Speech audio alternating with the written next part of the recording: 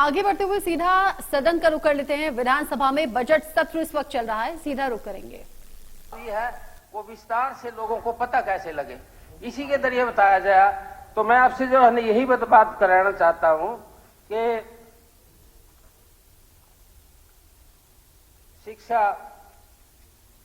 और रोजगार, इससे संबंधित यह है कि 2047 तक विकसित भारत का टारगेट रखा है। 2047 तक विकासशील देश है, उसको विकसित बनाने के 2047 टारगेट रख दिया। उस टारगेट को पूरा करने के लिए ये चीज रोजगार और शिक्षा को जोड़ा गया।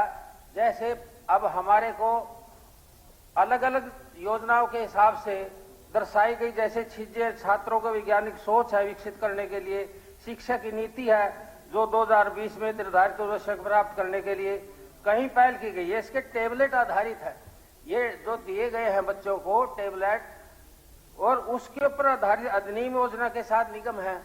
ये चीज दर्शाई गई है सारी की सारी। इसका वृत्तांत, इसका उल्लेख इन योजनाओं के हिसाब से किया गया। मैं इसकी तारीफ करता हूं, अनुमोदन करता हूं।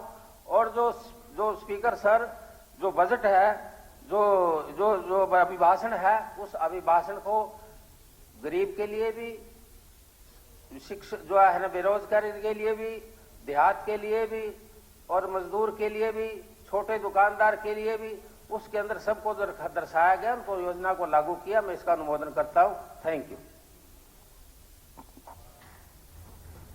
प्रस्ताव प्रस्तुत हुआ कि राज्यपाल महोदय को एक समावेदन निम्नलिखित शब्दों में पेश किया जाए। ये आपने प्रस्ताव करना था।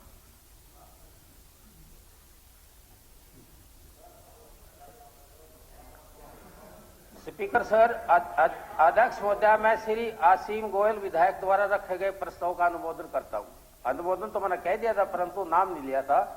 अध्यक्ष महोदय, मैं श्री आसीम गोयल विधायक द्वारा रखे प्रस्ताव का अनुमोदन करता हूं। प्रस्ताव प्रस्तुत हुआ कि राज्यपाल महोदय को एक समावेदन निम्नलिखित शब्दों में पेश किया जाए कि इस सत्र में इकट्ठे हुए हरियाणा विधानसभा के सदस्य उस अभिभाषण के लिए राज्यपाल महोदय के अत्यंत कृतज्ञ हैं जो उन्होंने 20 फरवरी 2023 को प्रातः 11 बजे सदन में देने की कृपा की है। डॉक्टर रघुवीर सिंह कादियान जी अब अपना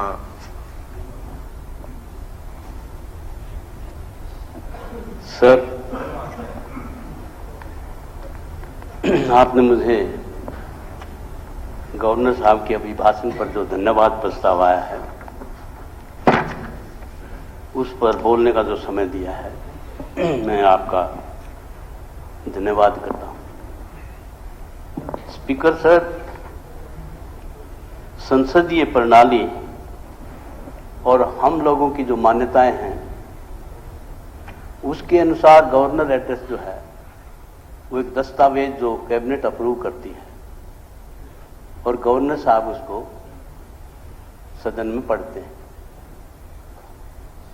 ये जो मेरे हिसाब से जो एड्रेस दिया है जी, ये उनकी भी समझ में नहीं आया। ऐसी टर्मिनोलॉजी है इसमें, कोई आदमी भाषा में टर्मिनोलॉजी में कम इतना कोई महारत हासिल हो तो इसको समझ सकता है कि I have gone through all.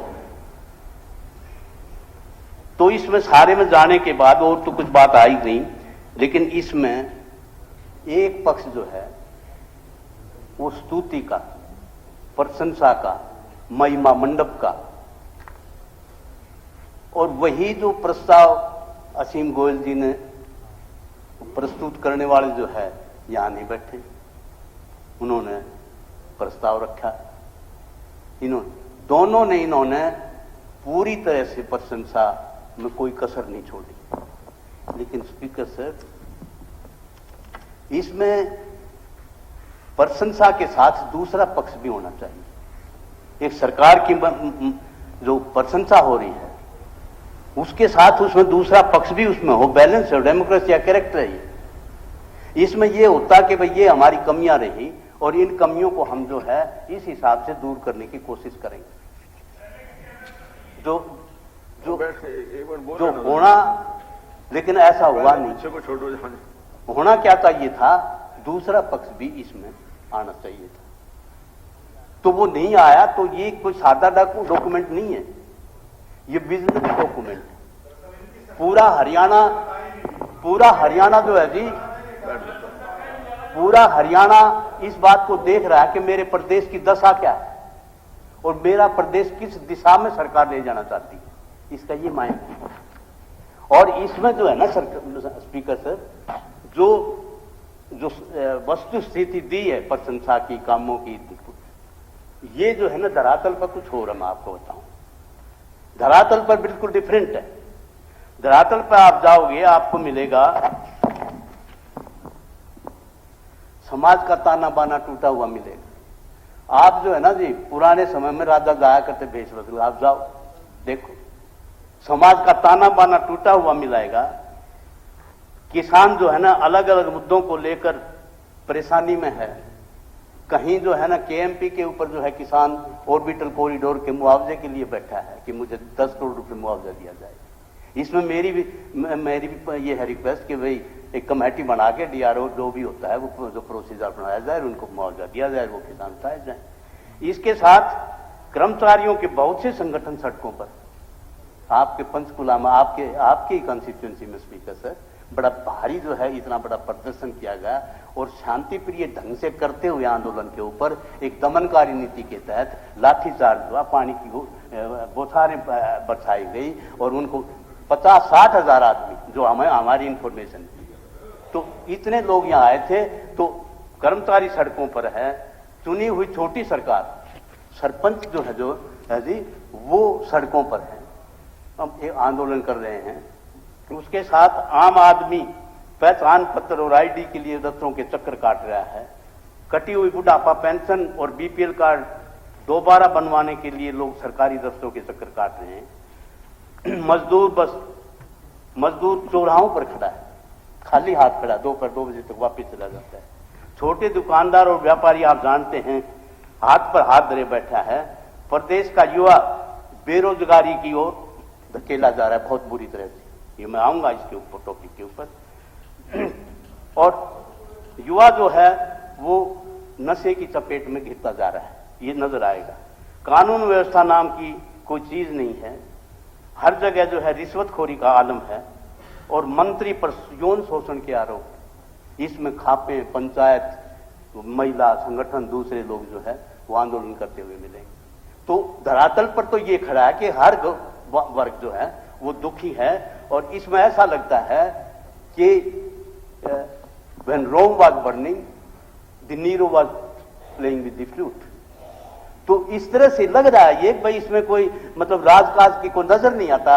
आप जाओगे तो इसमें स्पीकर सर में ज्यादा आप देख रहे हो सरकारी सत्ता पक्षी एमएलए के खुले दरबारों में जो है हंगामे हो रहे हैं। मंत्रियों को जो है ना गाड़ी रुकवा के गाड़ी में से उतार के घेराव किया जा रहा है। मुख्यमंत्री की मीटिंग में काले झंडे और विरोधी नारे लग रहे हैं। 3 दिन पहले एमडीयू में क्या हुआ, इतना बड़ा तमाशा हुआ कि मतलब जो मेल मेंबर थे पुलिस के, उन्होंने वहां की लड़कियों को जो है ना धक्के मार के बाहर से निकाला। तो ये देख रहे हो अब ये ऐसा क्यों हो रहा है?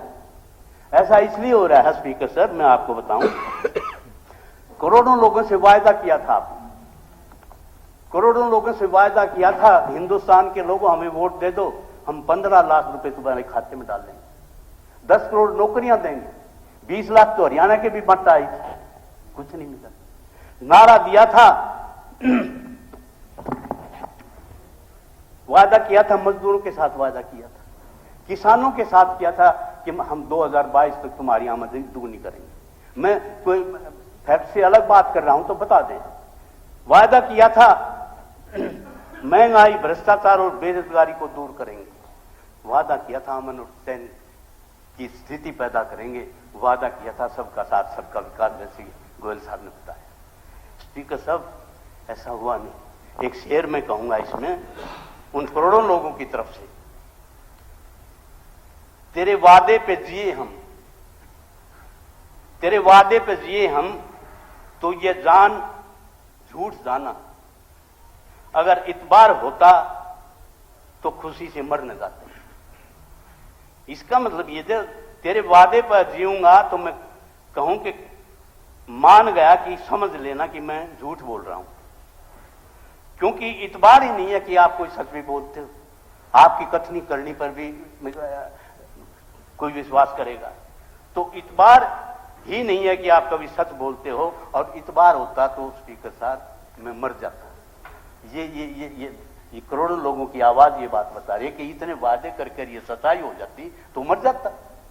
तो मैं ज्यादा लंबी चौड़ी कोई बात ना करता हुआ, इन सारी बातों में गवर्नर एड्रेस है और जो टेबल हुआ है, इवेंट्स चल रहे हैं, तो ये सारा का सारा है। लोग इन वायदों को याद ना दिलाएं, इसलिए सारा जो है ना ये मामला हो रहा है जी। तो मैं इस पर जो है इतना ही कहूंगा कि हाँ, ये अगर इस कैरेक्टर को लाते, कंस्ट्रक्टिव लाते, वो आते, बैलेंस होता तो हम झुक कर नमस्ते करते। लेकिन इसमें इन्होंने जो गलतियां हमने, तो इसमें लम्हों ने गलतियां की थी, सदियों ने सजा पाई स्पीकर साहब। बहुत सीरियस मैटर मतलब इसमें की वस्तुस्थिति नहीं आई है। तो दूसरा मैं आपको कि आज 2 साल से स्पीकर साहब, ये है जी गवर्नर का पेज 21 पारा नंबर 81, इसमें जो है ना स्पीकर साहब 2 साल से पंचायतें नहीं है। झूठे सच्चे केस हाई कोर्ट में डाल के उसको पोस्टपोन किया, कभी नहीं हुआ हिंदुस्तान के इतिहास में, डेमोक्रेसी के इतिहास में कभी नहीं हुआ कि इस तरह से पंचायतों के चुनाव टाले गए। तो लेकिन टाले गए, कोर्ट का बहाना लेके टाले गए। तो इसमें जो 2 साल से चुनाव नहीं हुए थे, पंचायतें नहीं थी, 1 पैसा गांव में नहीं गया। सबका साथ सबका विकास की बात करते हो ना, 80% लोग हरियाणा प्रदेश के गांव में रहते हैं, उनके पास उनकी डेवलपमेंट के लिए कोई पैसा नहीं गया। डेवलपमेंट फंड मंत्री बैठे हैं, 70, 80% बजट लैप्स हो गया। HRDF का कोई पैसा, 1 पैसा जो है ना ग्रांट नहीं गई वहां पे। मैं आपके बीच में इसलिए ये कहना चाहता हूं ये कि अब ये जो है ना जी, अब ये जो है चुनाव हुआ था, इसमें काम करने देते, 1 साल था, इसमें 2 साल की जो बैकलॉग था ग्रांट्स का वो उनको देते, काम चलता। लेकिन उनके साथ एक बहुत बड़ा भद्दा मजाक हुआ है।